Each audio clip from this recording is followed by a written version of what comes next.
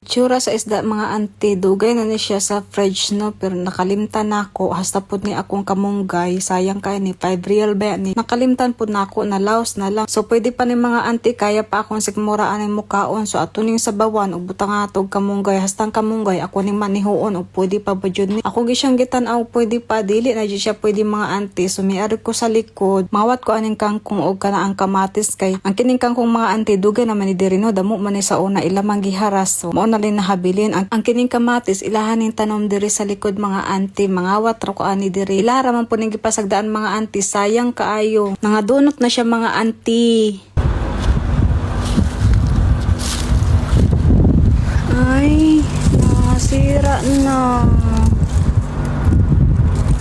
Sira na, sayang. Ako'y namoblema sa ilang gitanom auntie no, kay sayang baya kaayo. Damo ba ni siya pwede gamitan sa kamatis, pwede siya kilawon, butangan nimo siya sibuyas og tuyo. Lami na kay na siya mga auntie. Mauna ni ako nakuha mga auntie no, kasya na ni siya sa sinabaw na akong isda. Tamang-tama po, nagabukal-bukal na akong isda mga auntie. Para na ako mga auntie no, lami kay ni kay mao man ni among pagkaon sa probinsya. Healthy kay ni siya mga auntie. Ako na siyang gibutangan og kamatis og sibuyas mga auntie no. So ang sunod akong gilunod ang kini ang kangkong.